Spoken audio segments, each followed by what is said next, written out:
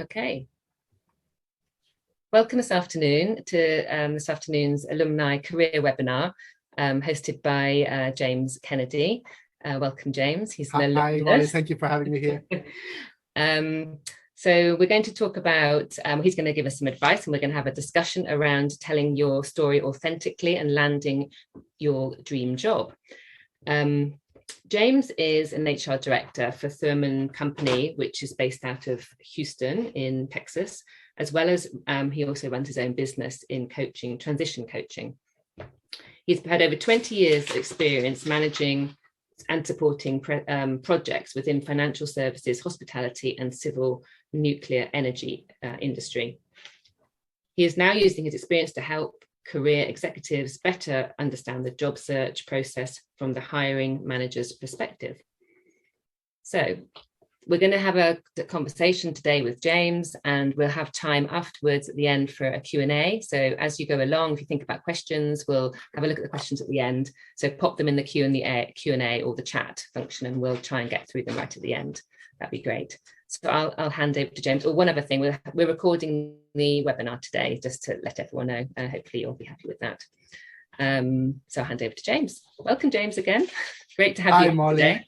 Thank you very much for having me here. Really excited to be with you, and to hi to all you Brookes alumni out there, and soon to be alumni, and in the midst of the process. And to start sharing my story, I want to first off say welcome to all of you, and my question for you, because see, for myself, I'm originally from Fiji, and I'm now obviously living in the UK, and spent some of my best years at Oxford Brookes, which is why I'm wanting to, excited to come back and give back to you. So if you guys are watching this live with me, just, as part of chat and participation, please tell me where you're calling in from, because I got, friends and connections all over the world, and just to see, are we all in England or are we all over the world? So put in the chat, please, to let me know where you are as well, and I'll tell you a bit my story as well. Okay, so can you do that for me, please? All right. I'll start. I'm in Oxford. Yes, you're in Oxford. I'm down in Brighton. At the moment, where I live with my family. Oxford. Okay, so we've got someone there as well. Brilliant. And okay, so who I am and what do I do? Right. So as Molly quite kindly said out there, that I'm a HR director for a project management consultancy based out of Houston, Texas. The CEO is one of my previous clients as well, and I helped her to set up the consultancy, and she loved my work so much that she decided she wanted me to come in and join her consultancy, right? So obviously I'm here in the UK, she's over there. Remote working can work, doesn't matter where you are in the world. So I'm just telling you that up front because I'm doing it right now, right? In terms of starting my journey and going out there, my question for all of you, because this is all about not just finding a job, but it's all about finding a dream job, okay? So for those of you that are watching this webinar with me right now, my first question to you is this: how many of you know exactly what you want to do, right? Please type yes if you know it, or no if you don't have an idea yet on what it is you don't want to do. Can you put that in the chat? Because, I just want to know, to understand a bit more about where you are on your career journey. Because, Mohammed knows what he wants to do. Great stuff, Mohammed. Well done, you, right? Yes to Nick as well. He knows what he wants to do. Great, amazing. Anybody else on there? Come on. I've seen we've got kind of. Rachel, thank you. Architecture, right? So, and Maya, so sorry if I'm butchering anyone's names here. Blame me and not you. Kind of, yes. Oh my gosh. So what I'm seeing at the moment, right? I know there's a kind of, I know there's a sort of, okay? But most of you, from what I've seen so far, know exactly what you want to do, right? And all I can say to you is, you lucky people. Okay, because I'm going to tell you a bit of my story, that when I went to university, before I went to university, I spoke to my mom, right? And I asked her, hey, Mom, I did this survey, and this survey says I should study psychology. What do you think, right? My mom looks to me and she says, are you mad? And that was the end, Molly. That was the end of my psychology degree, right? Because, moms being parents and everything, they're thinking, there's no career in any of this, okay? We don't do psychology back home in Fiji. We just get on with it, okay? So I never got to do psychology. So me trying to figure out what I wanted to do with my career, not having a clue, even before I went to university, I decided I'm going to do business studies at Oxford Brookes, right? And for me, the thinking behind that was like, well, if you don't know what you want to do, there's business in everything, right, Molly? So it's like, well, hopefully along the way, I'll find what it is I wanted to do. Right. And I did a business studies degree and I came out and I still didn't know what I wanted to do. Right. And over the last 20 years, okay, I've changed careers 6 times. Right. Started off as assistant manager at McDonald's, moved to insurance, was there managing there for 10 years. Then I had enough of that. And then I went and did my master's degree out in Spain. Then I come back and then I worked at EDF, so helping do an IT projects for the nuclear power station they're building down in Hinkley for almost 3 years in there. That was amazing, okay? But even in all of those things, it was like, this is great, this is amazing, I'm learning new things. But in all of these jobs, I got bored, okay? Because so for me, it was like, but is this it? Is this more, is this all I'm meant to be doing, or is there more to life? Right? So some people might think of me as a bit of a dreamer, right? And it's like, just get a job and stick to it. And that's where you're going to be for the rest of your life, right? That's what my parents, Molly, would be telling me. Okay. So when I say to all of you is, I've been in your shoes if you don't know what you want to do. And if you do know what you want to do, great. Get on, carry on with it if you know what you want to do. But all I want to say to that as well is, okay, if you don't know what you want to do yet, that's okay too. Okay, the point about it is to try different things, right? And even if you think you know what you want to do now, in the future, you are allowed to change your mind. In the future, you're allowed to change course and do something else, right? That's what I wanted to go with that as well. So, in terms of this session, right, with CVs and resumes and all the things, the second question to you, right? In terms of your CV, resume, for those Americans in the room that are watching this on a later time, right? On a scale of 1 to 10, 10 being amazing, how would you rate your CV? Can you put that in the chat, please, so I can see how you guys rate your own document that you've written, please? Let's see what we get. 6. Thank you, 6. Oh, I got a 9. I love the confidence there, Maya. Well done. Thank you, Zoe. Rachel's got a 5. Thank you. 6 there by Ellie. Thank you. Nick was a 1. Ooh, I feel you, Nick. I've got several clients like you as well that come up with a 1. Okay, 5.5. Oh, I love that. We got an engineer or someone, methodical in there. It's 5.5. I love it. Right? Brilliant. Thank you for those numbers and thank you for the feedback on that. Right? Now, here's the thing I wanted to share with you. Okay, I've worked with and I've spoken to directors, okay, heads of government agencies in the States, okay. I've even spoken to an Indian colonel that's high up, in very, very high achievers and all these things. And here's the crazy thing, Molly, right, and all of you watching. Some of them rate their CVs and resumes a 5 and a 6 as well, right? Imagine they're at the top of their thing and they still don't rate themselves that high as well. Okay. And first thing I want to add to that is that shows that you can have a 5.5, a 6, a 7, right? And still get yourself a job, right? But just because you get the job doesn't mean you feel that much better about your CV resume just because you're doing something. Okay. Because we all have blind spots. And I'm telling you all of that because I've struggled in the past as well, right? So if I was to think of mine, might have been a 4 or 5 before I learned everything that I learned that I'm trying to share as much as possible in the short time we have today, okay? So thank you all for your responses. And let's see by the end of this session if I can help move it up just a little bit more, okay? Now, thank you for that. Molly, was there anything you wanted to ask me before I carry on? Yeah.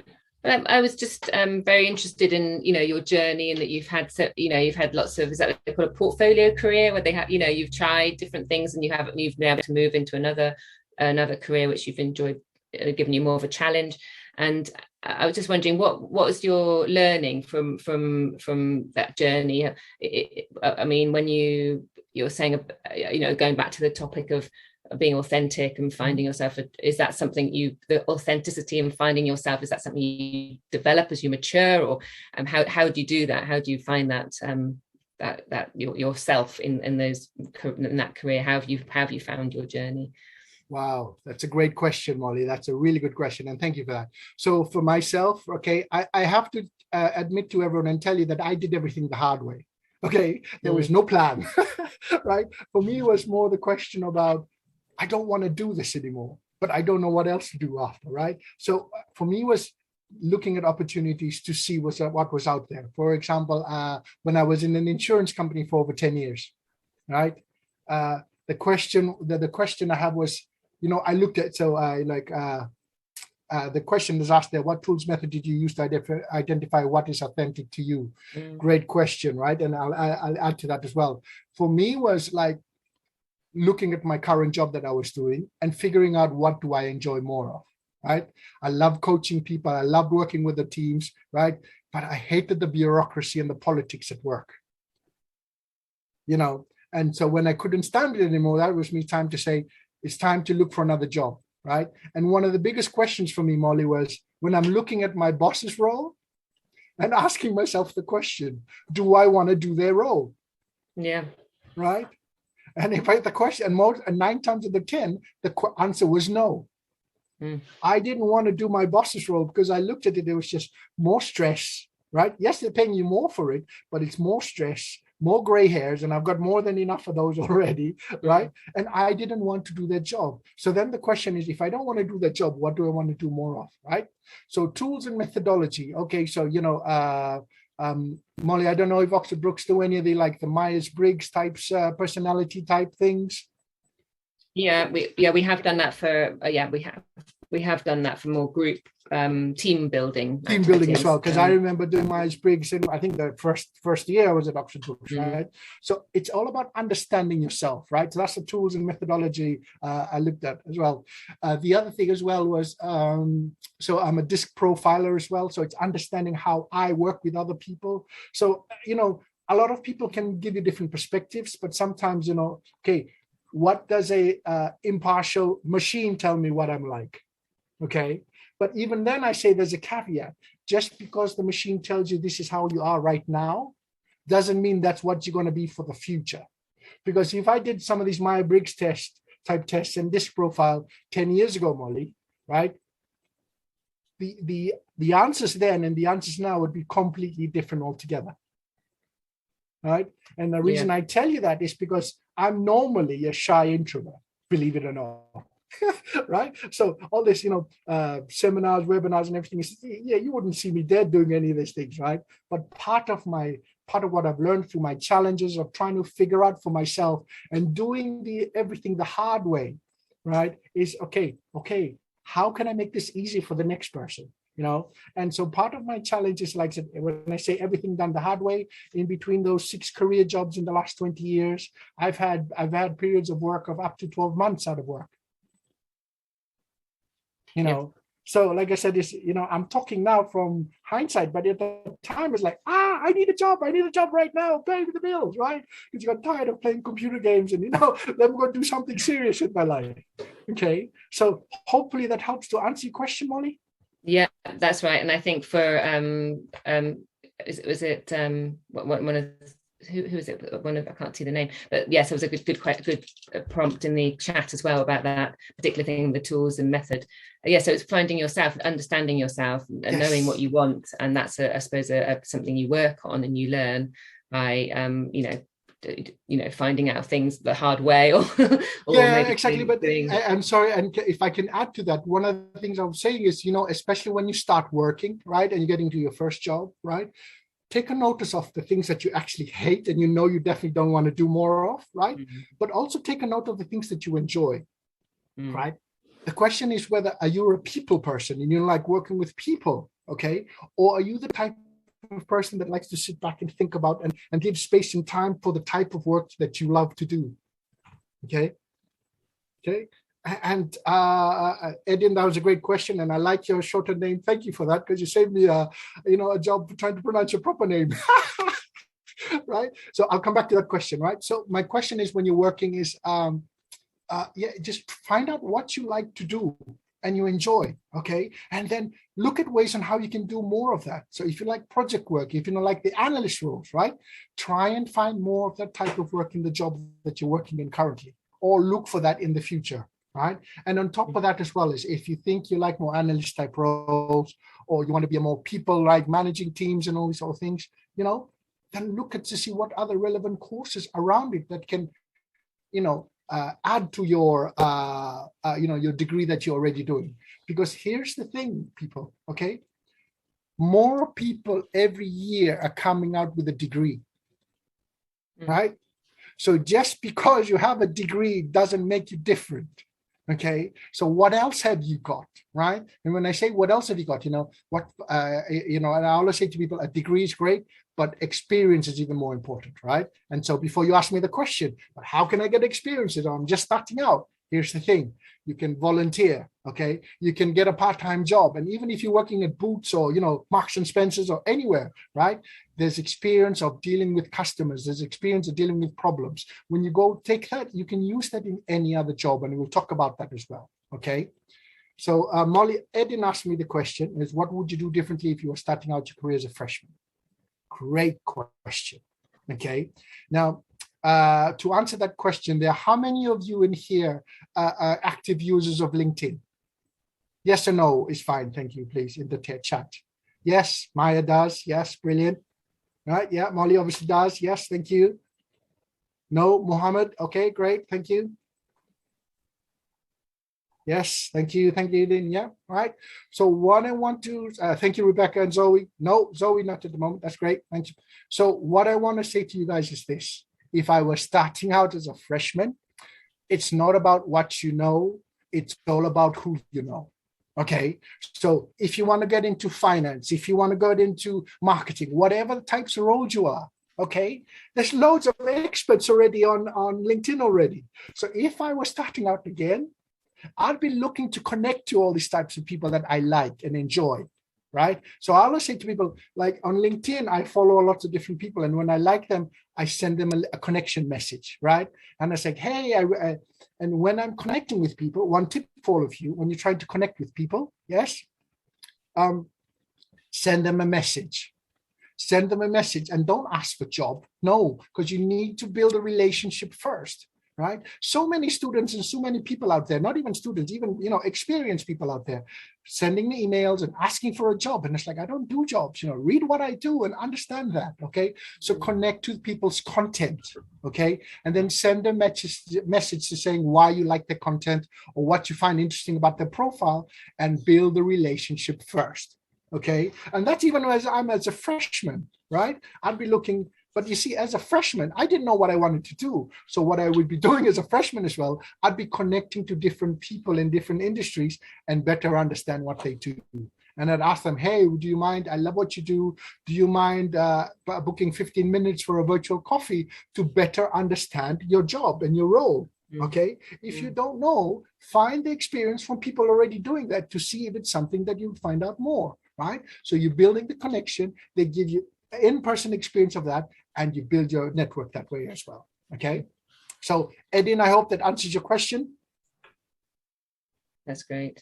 I think that's a really valid point. It's a bit like the e-mentoring that we're running, which is all about connecting and connecting and asking questions. I'll post it in the chat as well, around developing your networks basically, and the mentoring piece as well.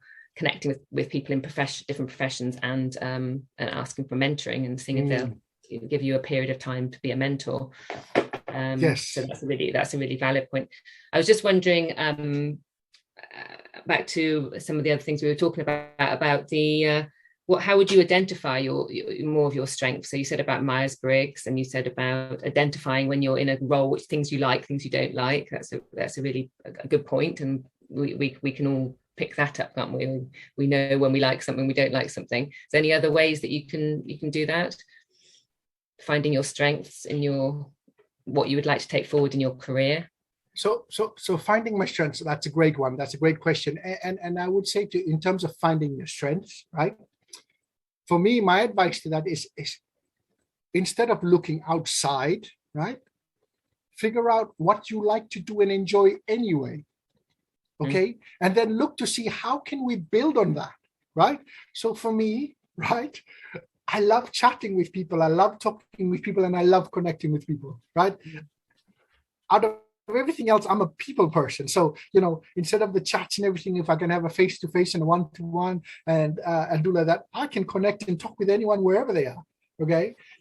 So for me is understanding myself first and what I like. And then from that and understanding what my preferences are, then go out and explore. Okay, what can I do with this? What can I look for in that? Yeah. So it's being quite aware of what, yourself and your, yes, as you're moving your career and your jobs, whether you're starting out in jobs or you're in a career that you want to change, and you're thinking, oh, I really don't like this, or there's self-awareness, really, isn't it? Most definitely. Developing that. And what I want to add to that, Molly, is obviously when we're starting out on the careers, right? Because I remember as a 2021, I was like, I didn't know what I wanted to do. And I was like one of those people who say, oh, I like a lot of things, right? And I would say, obviously we're going to like a lot of things because we're not just about careers. We're multi-talented, multi-skilled. We can do a lot of things, right? And my thing, as I say to people, is, even if you take a job that it doesn't work out, right? And you think it's a waste of time. I said, no, it's not a waste of time. You know that you don't know you like those types of jobs. So you can cross that off your list of possibilities, right? So it helps to narrow your niche and what you want to do by helping to cross off. Yeah, I definitely don't want to do that. Okay. So one of my roles, for example, Molly, that I tried for one day when I was in between jobs, right? A door-to-door salesman. Okay. Trying to sell charity contracts, right? And basically these guys knock on doors, 100 doors. Okay. And I did it for one day and I was like, yeah, that's definitely not for me. And I don't want to be doing that. So, I didn't go back again, but at least I know, don't put me into any type of sales role, door-to-door stuff, because that's not me. Right? Yeah. That's how I know. No, that's great. So it's also not being too worried about trying different roles then, isn't it? Yes. That sort of idea. Don't be too worried about it. Just, have the confidence to try different things. Yes, most definitely. And to add that as well is, Eddie, and I saw your two questions. I'll come back to that. I would also say that there's no such thing as jobs for life anymore, people. Okay. So Eddie said, would it look bad if you're changing jobs at regular intervals, right? That all depends on how you market it. Okay. So I've changed roles and I've looked at that, right? But one of the recurring themes through all my roles that I really enjoy is process improvement. I'm always looking at the big picture, and how do I connect all these things and how can I make it processes faster, easier, more efficient? Okay. And that's all I've just done to the CV process. Okay. I'm looking at how do I make it faster and easier? Okay. So changing roles is not an issue and it's not a problem, especially in these days, right? There's instability all over the world. There's no such thing as a job for life anymore, right? So if you're changing roles and you're explaining the rationale between why you jump from this role to that one, the company's not going to be worrying too much about that. Companies are worrying about what you can do for me, right? And so the other question that Edin asked is, what are the top skills you would look for in a candidate? And I said, depends on the company, right? There's no one size fits all. Each company needs different things. Okay. And if you don't mind, Molly, I'll go into CVs right now, if that's okay. Yeah, that's perfect. Yeah. Right. So job descriptions, right? When I speak to people, okay, here's my question to all of you. Do all of you tailor your CV for each role? Yes or no, please, in the chat. Yes, Maya, thank you very much. Well done. Sometimes. Thank you, Ashwin Mohammed. Sometimes, yeah, brilliant. I've been doing it sometimes no as well. So don't worry about that. There's no wrong or right answer. It's just understanding what's going on here, right? Okay, yes, brilliant, right? So thank you for your answers in there. My thing that I want to say to you in terms of what hiring managers are looking for, okay, I want to share to you like this, okay? think of it as a job description. I love fishing, so this is like a fishing analogy for you all, okay? Think as 10 different companies out there, right, with the same job title. So let's say business intern, business analyst or something, okay? 10 different companies with the same job title, okay? You look at all the job descriptions and it's all completely different, okay? Every one of them will be asking someone want a bit more of one part of the role than others, right? Doesn't matter what it is. No two job descriptions are the same. So I'll say to people is you want to think of a job description, right? As you know, the different fish out there, right? So 10 different jobs, 10 different fish, right? So your CV needs to be the bait that's crafted, right, for each and every single one of them.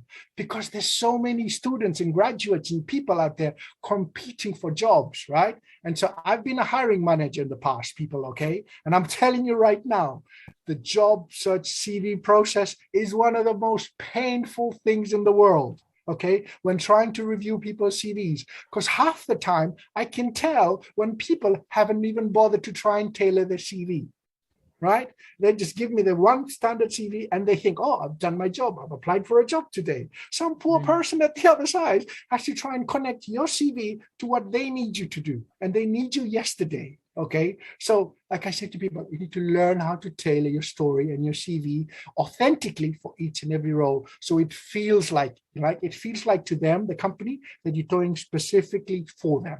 Okay, and I'm just going to share a little bit about how to do that to make it easy for you, right?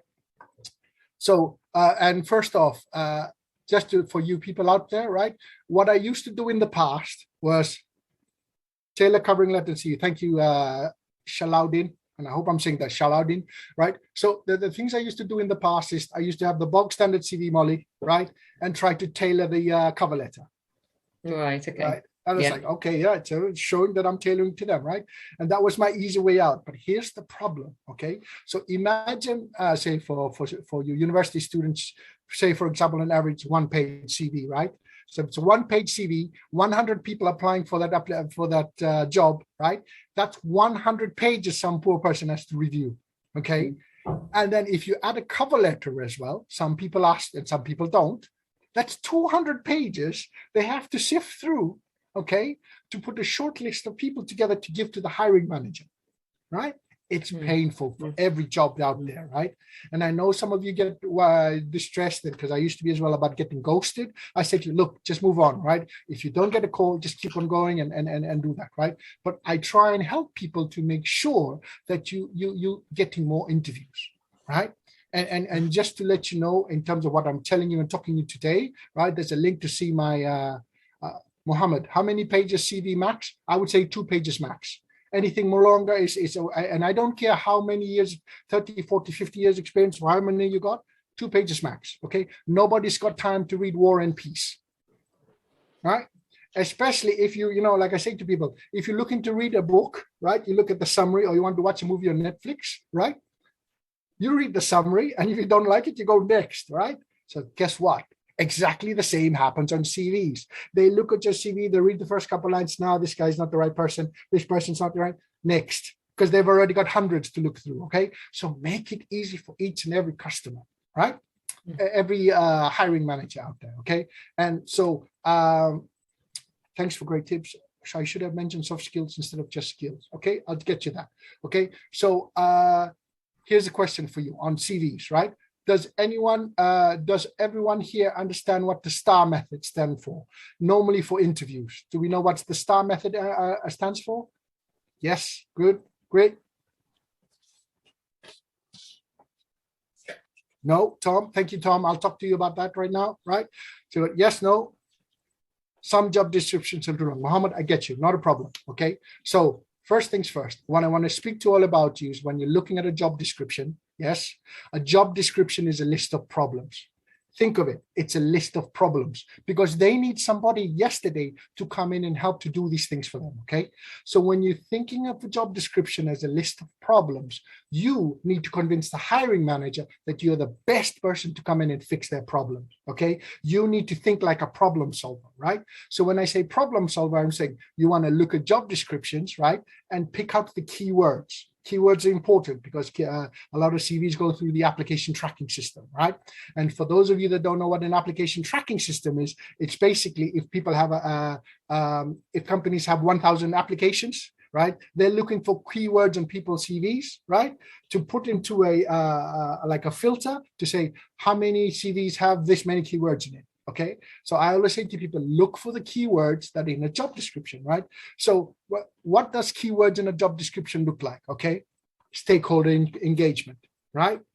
Problem solving, right? Google keywords, brilliant, right?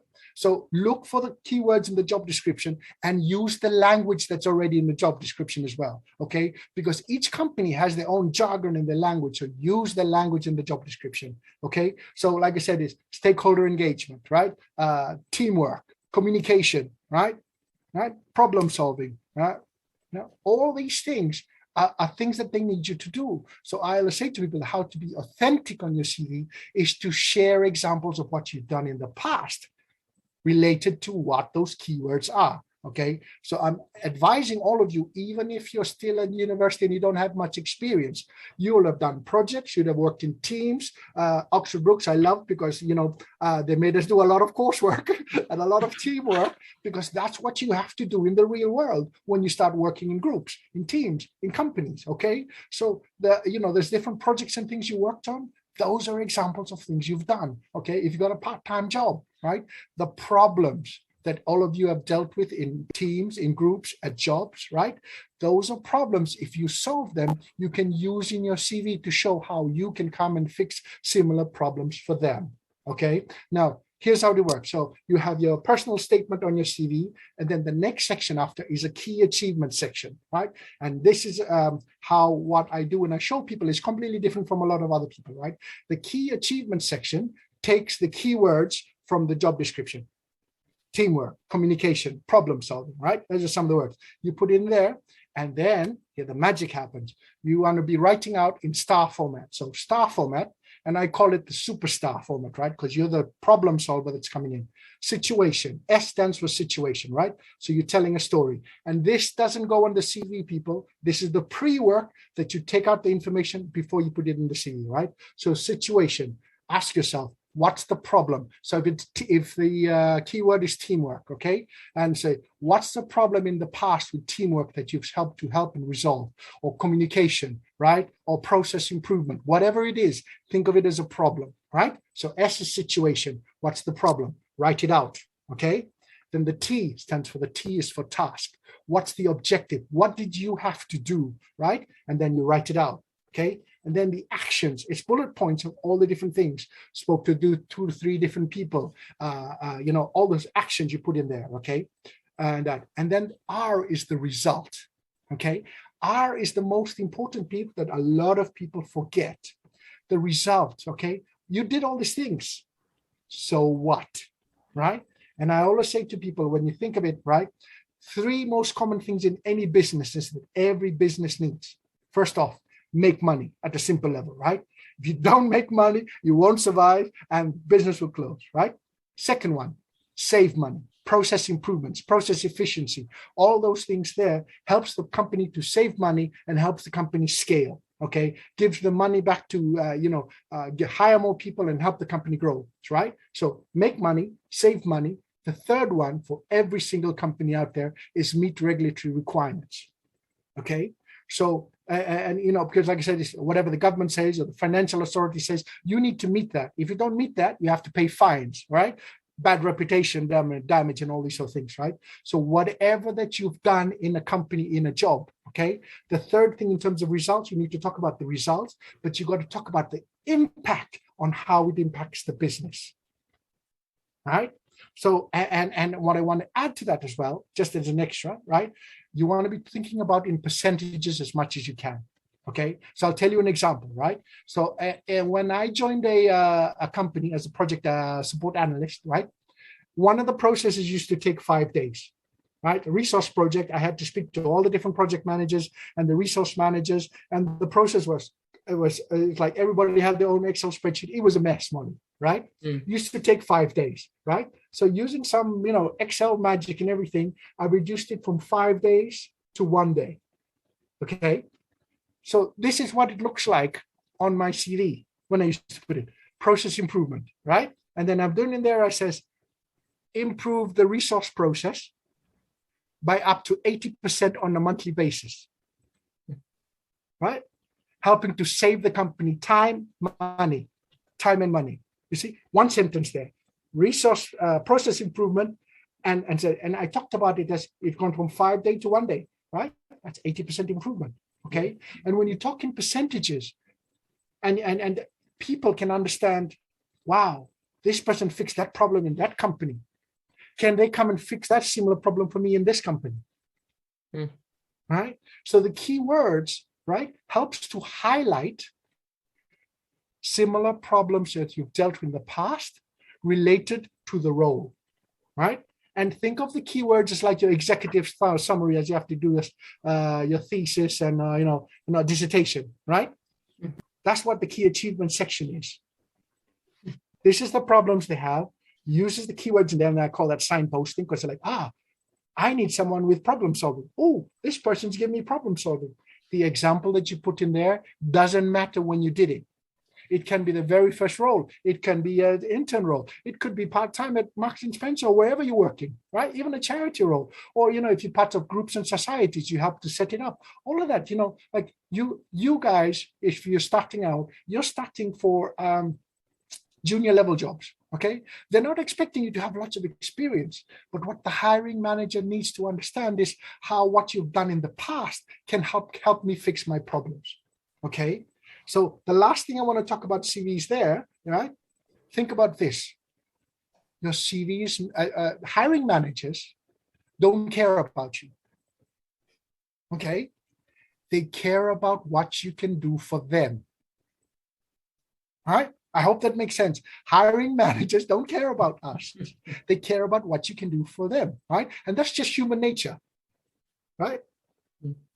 Right. So Edwin says some interviews expects experience from most recent job, which might be a stumbling block. Okay. Here's my answer to that. Okay. A job description. Think of a job description, right? If some of you are looking to write a list for your ideal partner, yeah, right? Write a list for your ideal partner, and some of you can give me War and Peace on everything that person needs to have, right? If you're a hiring manager and you tell me what would you want your ideal worker to come in and do, I'm going to tell you they need to have the experience so that I don't have to do anything and they can come and start tomorrow. You get it, right? The way when you do a key achievement is you focus on what you have, not what you don't have, and you give them what you have. Right? You can have a list of 5 to 6, 7, 8 keywords, right? Problems, as I call them, okay? Choose the problems that you've done in the past and give them, right? So what's the difference between desired, required, will be great, okay? Again, all of those things, right, is what they would love you to have, right, Mohammed? All I say to you is you can only give what you have, right? But it's like it's tailoring your story based on what you have. You cannot make up stuff you don't have. And I say to people, please don't lie in your CV, right? Because the CV, your interview could be going so well, but because of that one line, they caught you out, right? You might lose the job because of that, okay? And trust me when I tell you this, because I tell people often, don't lie. Here's the thing, when you make a lie, you make yourself even more nervous for interviews, right? So deal with and use what you have and go with that, because that's all we can do, right? So, but as I say to everyone, right, the way to get yourself more experience, volunteer, right? Volunteer. If you're not working at the moment, do some volunteer work, right? That'll give you some exposure and things, join groups, get a part-time job, okay? But giving yourself experience adds to the degree that you're already working on. Okay. Molly, anything else you want me to add to that? Sorry, no, it's fine. I think went off on a tangent there. Apologies, this is perfect. This is perfect. It's there's some great questions coming through, and that's how it should be, this webinar. So that's great. I mean, I think that that's the way we say as well for our general with our careers team. Volunteering, taking things back. If you've recently graduated, things you've done, like James was saying, at the society work, anything you're doing at extracurricular, and trying to think about how those, like you're saying, those pull through to what they want, because they just want to know that you've done it once, and it doesn't have to be a piece of your paid work. In fact, you might Yes. use just time to think about what you've done in your out of your work day, but maybe some of your volunteering or some of your personal work that you do. Could be part of a school, or helping out at a school, or helping out with if your student societies are usually ones, or some of the clubs. So Yes. finding those strands that you can bring back to the CV, isn't it, and make them relevant. Yes, and what I want to add to that, Molly, is that you want to, guys, right, the problems that you're having at work in groups and everything like that, all those problems are opportunities to fix them and be a problem solver, right? I say all those problems can help you as well, right? Because when you deal with them, right, and after that, what mistakes have been made? What did I learn difficult what did I learn difficult to frame? Zoe's asked that question, right? What mistakes I've made? Oh, Zoe, I'll tell you now, I've made so many mistakes. All the time I make mistakes, okay? But the question about it is not about, see, the question they're asking in the interview there, Zoe, right, is not about the mistake. The question is, what have you learned from the mistake? Okay? So, for example, like one of the things I used to say is, like, I used to work for a manager that had that was a stickler for detail and grammar, right? And every email I would send out there, it'd come back with red all over the place, right? And I'm like, no, right? And that means obviously I didn't do it properly, right? So one of the things that I did was with my colleague and I, because both my colleague and I was doing the same job and we are both at the same manager, we'd check each other's work. You see? So like I said, is when they're asking about what mistakes you've made in the past, the mistake doesn't matter. Okay, it's all about what have you fixed in the past and how do you fixed it so that you can get through to the next stage, right? Because we're all learning, right? And here's the fun thing: we're all gonna make mistakes. The mistakes doesn't matter. It's what you've learned from it to make sure that you do it better next time. Okay, so focus on the learning instead of focusing on the mistake. Yes, exactly. I've just posted the career resource that I just mentioned. So there is the whole portal. And if you go on that site and then there's a resource, you have to log in, but you can log in as they have a 3-year full access for alumni. But you can still ask them questions if you're out of 3 years. But if you're 3 years or recent grads, that you just go and log into the site. It's really, really rich, actually. You can build CVs. There's loads of video content, so go and have a good look at it all. Really, there's lots there. So yeah, and also I no longer have access, though it has been 18 months. You can log in as an alum, you just don't have your student login, so you'll have to go in and just log in with your personal email, and they'll just register you on the back end of the resources. So you still can go and use all those resources. Just probably you won't be able to use your login, your student login, Maya. And we've also got the Brookes Connections mentoring, which I'll send everyone a link for as well, which is really helpful for connecting up, as I was saying earlier, connecting up with expanding your network. We've got over 400 alumni mentors on the platform where you can connect up. A bit like James, I'll be asking him to go on the platform as well. Can link up with James on the platform. These people making me work. It's terrible. But this is all resources, isn't it? Resources that we've been discussing, really. So you've got the resources, and to find out what's available that's free from Brookes, and what we're offering, to make the most of it, really. The mentoring is you can be a mentee for 3 years out as well. So you can be an alumni mentee, or if you're in a situation where you'd like to give back and be a mentor, which I hope James will, you can be a mentor on the scheme, and you can ask career related questions and talk about pathways, and again have help with CVs. So I will post that as well. So that's been really. Oh, look at Saladin. She's taking her LinkedIn request. She's found me already. Unbelievable. You've been found. No worries. Yes, I'll get to it after this. Thank you. So what are going back to our, we've gone through loads of CVs. Yes, and I'm trying to cram as much as possible, because it's like, what do I want to know as a student when I started, and what would have made my journey so much easier? So, guys, I'm just trying to cram in the most important bits. There's so much I could speak about, but let's try to fit into the time in there. The other thing I want to say to everyone as well is, okay, your parents, right? Your parents will tell you security, safe, right? just like my mom did, because our parents love us and want to look after us, right? I'm going to tell you completely different, right? And say, follow your passion, right? Follow your passion and the money will follow, right? Because here's the thing. If you're going to be working in a job 8, 9, 10 hours a day, okay, you might as well be enjoying what you're doing, right? Right? This is what I was saying to say. You got to follow your passion and love what you do. Because here's the thing. When you love what you do, you're more excited to learn more about it, right? And it looks like, there's a saying that said, if you love what you do, you'll never work another day in your life, okay?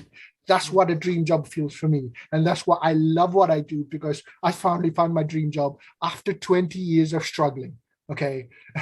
It's taken me all of my corporate career to realize I didn't want to work in corporate anymore, right? But here's the thing. All the experience I've learned in corporate, all the great things, the bad things, and everything in between things has helped me become a better career coach today because of it, right?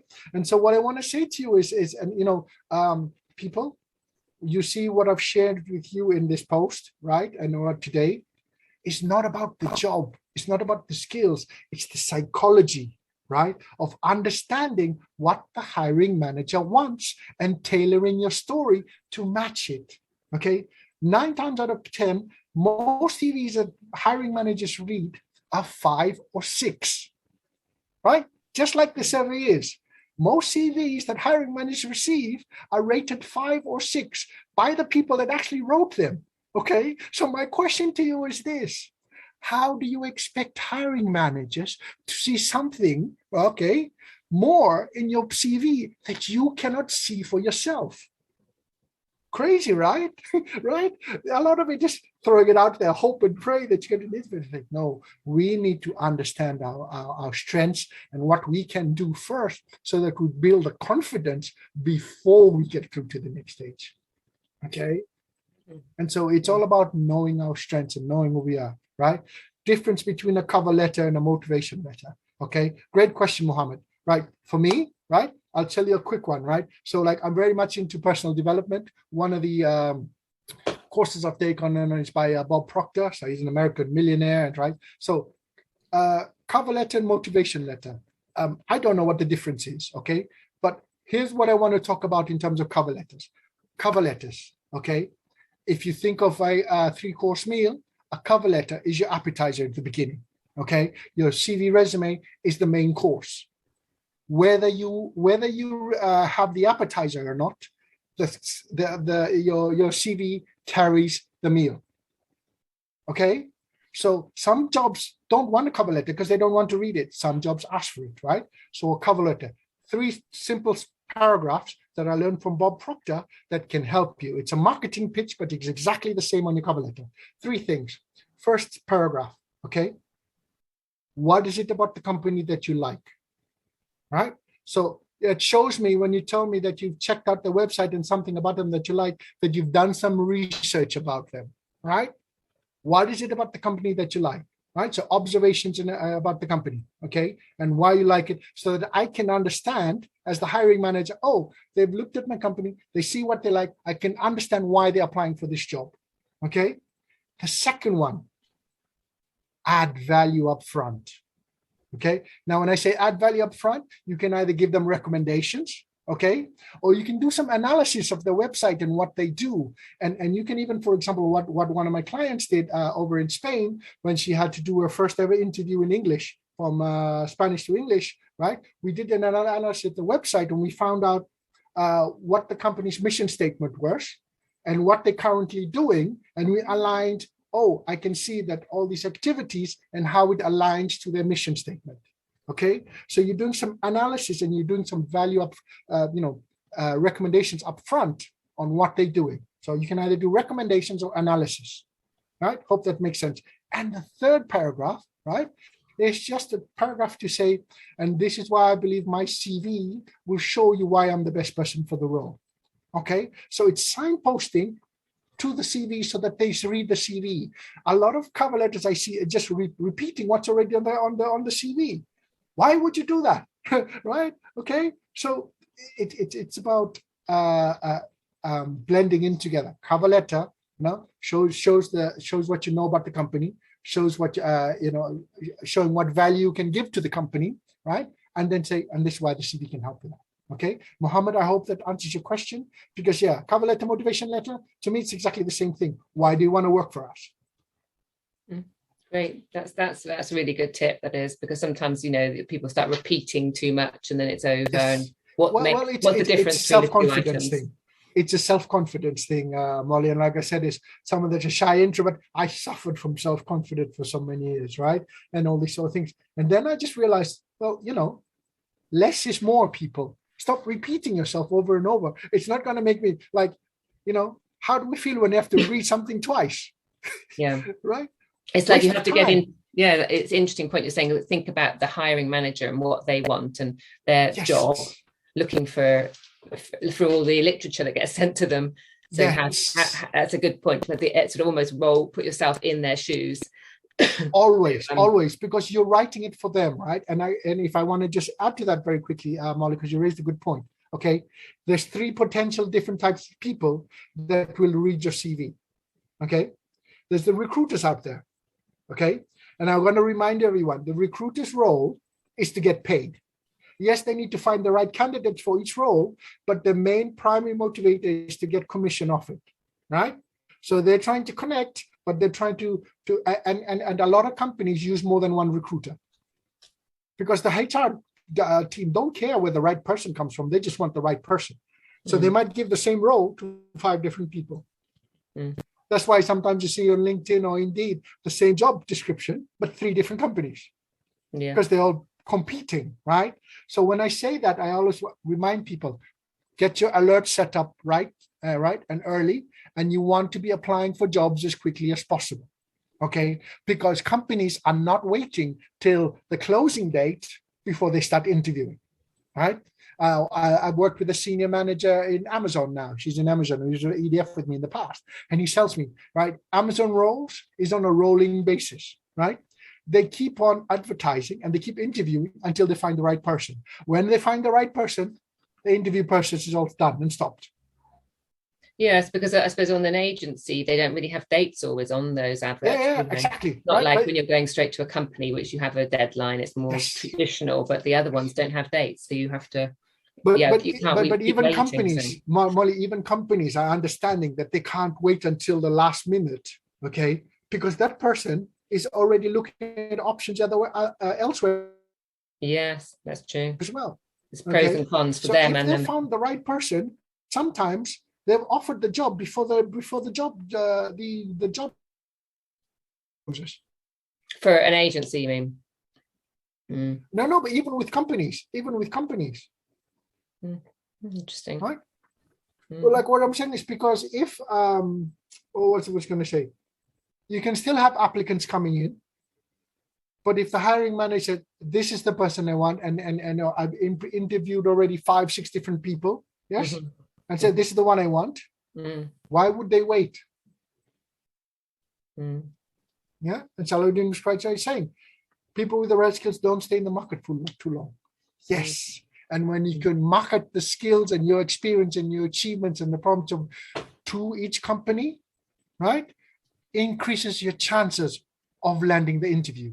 And remember, people, your CV is just to land you the interview, okay? Nothing else, right? So I say to people is, for the people that have the 4, 3, 4, 5 page resume CVs out there, why are you making people go through all of that?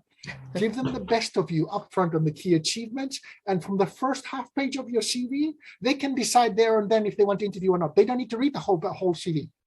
Right? So make it easy for them by using the best of you and moving it up front as much as possible. We'll have to have a whole new another workshop on interviews leading on. That's fine. Maybe in the new year. Yes, not a problem. Here's the crazy. So if you do the interviews, I recommend people to watch this first, because what I work with is synergy. It's because those 5 key achievements and problems you've solved on your CV, Molly, that you give to them, guess what? That's exactly the examples you're going to be using in the interview. Yeah. right? So think about it. You're already pre-framing them for the interview before you come in. You're showing them the things that you can do for that particular company, market it to them. It's like, and you know, like sometimes, because I've been a manager, like when you have an interview, work does not stop. Okay, I'm putting out fires each day. Oh my gosh, email notification. I've got an interview in 15 minutes. Print off the CV, look at it, right? And I have to decipher in that 5-10 minutes there, what about them that I want to ask, as well as the normal interview questions, right? If you make it by them, they're giving them an executive summary, they're going to be looking forward to meeting you before you actually come in, because you've made the hiring manager's job easier. Yeah. And you've done the work as well. You've done the mental work to think about what you did and how it went well. So you've done the work. So you're pre-framing them. You're pre-framing them. And then when you go into the interview, you just expand on those examples. And it's easier to remember because you already written it down on your CV. Okay. And like I said, if you invite me back, Molly, obviously, I can go through the elevator pitch on how the STAR method on your interview, you just repeat it back to them right in the beginning on the tell me a bit about yourself, to show how you can do that verbally as well. Okay. And so, you know, some of you might be asking, that'd be a good session. Yes. Can we use presentation slides on an interview? Now, so my question to that is, it doesn't matter what we do, okay? It's what the customer wants.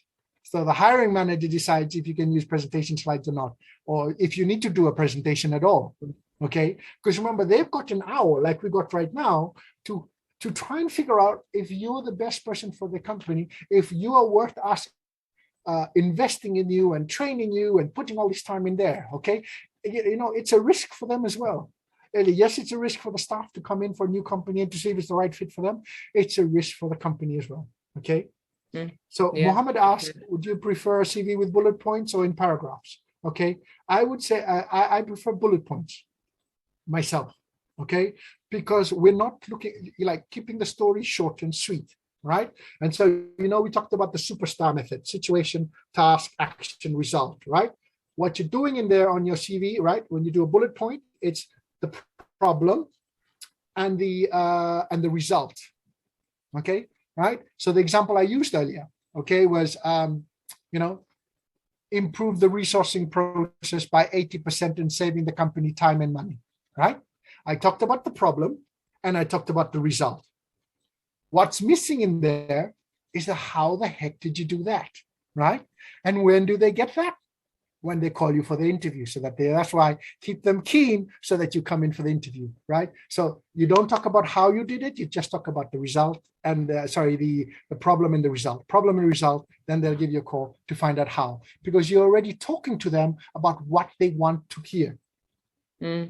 Yes, it's grabbing their attention, isn't it? Grabbing their attention, exactly, right? So what we're learning in here and what I'm talking to this is hook. There you go, love it, right? It's all about hook. And all of these things are marketing concepts, right? But your CV document is a marketing document. It's marketing copyright. And that's all we're putting in there, right? And so it's a mixture of marketing, psychology, right?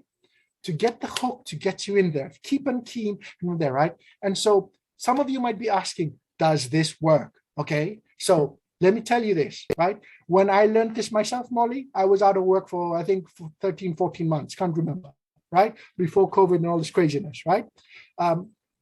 Lots of jobs, didn't get anywhere with anyone, okay? I hired a coach, he taught me this thing. It's like, this is like magic. Jedi mind tricks is what I was thinking, right? I applied for 2 jobs, Molly. 2 jobs when I learned this, okay? First one wasn't the right fit. The second one offered me the role, okay? They offered me the role, but at the lower end of the salary scale, right? And considering I was out of work, okay, family to look after and all these sort of things, and I did something crazy, Molly. I decided to negotiate my salary.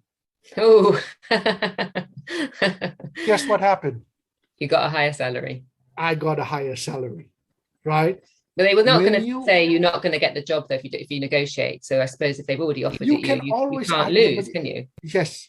But Molly, here's the thing. Think about the time and investment, right? Companies have to do to interview lots of people, okay, narrow it down and decide that you're the right person for the role. Okay. What's a few £1,000s to them compared to having to start all over again? Yeah.